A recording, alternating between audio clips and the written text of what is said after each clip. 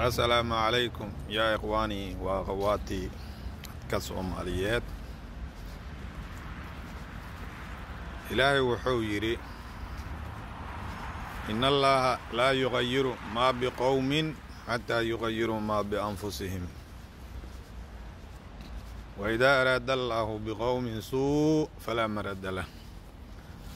آياداس mar walba waan akhriyaa. waxaanu akhrinaayana waxaa weeye inay noo noqoto cibro iyo inaan maaragtay wax ka garanno. ilaahay quraanka uu noo soo dejiyey wuxuu noogu soo dejiyey inaan wax ku qaadanno, inaan ku cibro qaadanno, inaan ku fakarno, inaan ku salayno nolosheenna. sidaa darteed waxyaalaha aan ku jirno dalkeena iyo dadkeena uu ku jiro waxay ila tahay maanta qof ku qanacsan oo u arka inay fiican tahay inuusan jirin. hadduu jirana waxaa laga yaabaa in wax qaldan yihiin. sidaa darteed ilaahay haddaanan annagu iska beddelin xaaladda aan ku sogonnahay waxay ila tahay qof noo beddelaya oo noo imaanaya ma jiro. qofka u malaynaya ama ku fakeraya in dad kale inta kuu imaadaan ay wax kuu sameeyaan, wax kuu beddelaan, oo qof wax ka sii yihiin kolley. waxaad arkaysaa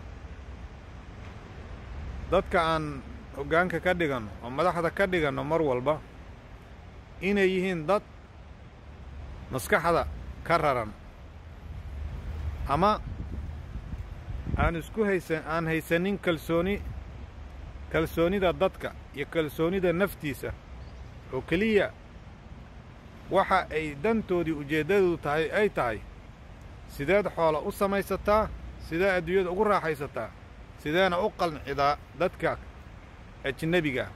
waadna arkaysaan mar walba habdhaqanka iyo waxyaalaha ay samaynayaan iyo waxyaalaha ay ku hadlayaan iyo waxa ay la shirayaan iyo sida maaragtay u weynaynayaan waxyaalaha noocyadaas. sidaa darteed ilaahay marka aayaddan haddaan dhuuxno oon qaadanno oo ah ilaahay dad ma beddelo ilaa iyagu iska beddelaan, waxaa weeye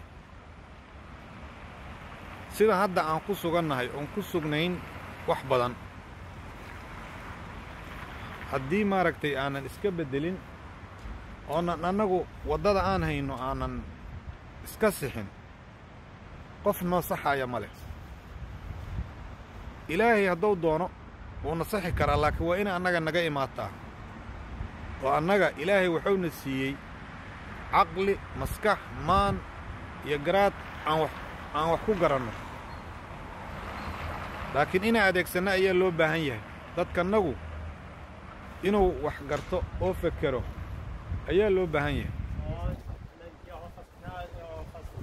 sida aan aniga hadda aan u fekeraayo anoon is ammaanaynin,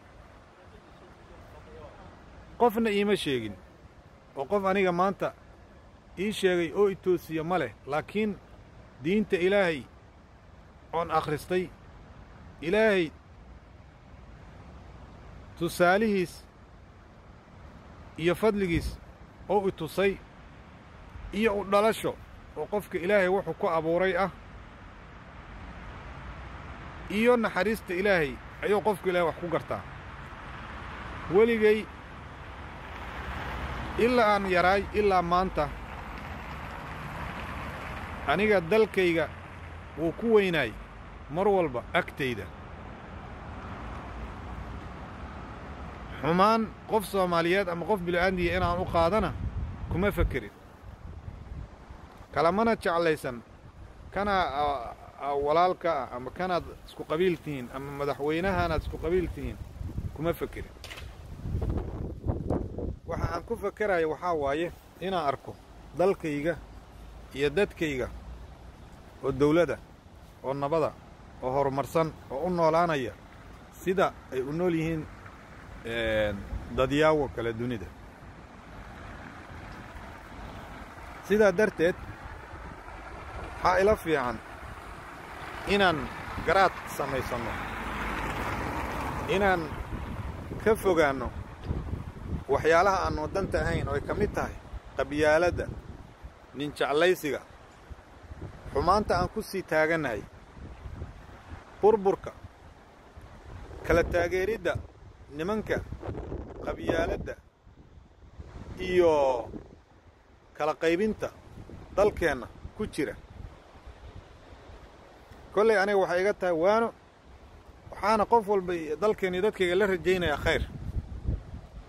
aan garaad yeelanno, dantannadu waxay ku jirtaa annagoo noolaanna, waxbaranna, caafimaad helna, horumar helna, waddooyinkannagu iyo jidadkannagu ay u dhismaan sida dadyaawo kale ay u dhisan yihiin waddooyinkooda iyo jidadkooda. maahan inaan qashin dhex jiifno, maahan inaan wasaq dhex jiifno, maahan inaan dhibaato ku jirno, maahan inaan gaajo ku jirno. annagoo haysanna dhul, annagoo ilaahay dad naga dhigay, annagoo haysanna diintii ugu fiicneed oo ugu saxneed oo ugu dambaysa. allahna toosiyo. khayr baa idiin rajaynaa. wasalaamu calaykum.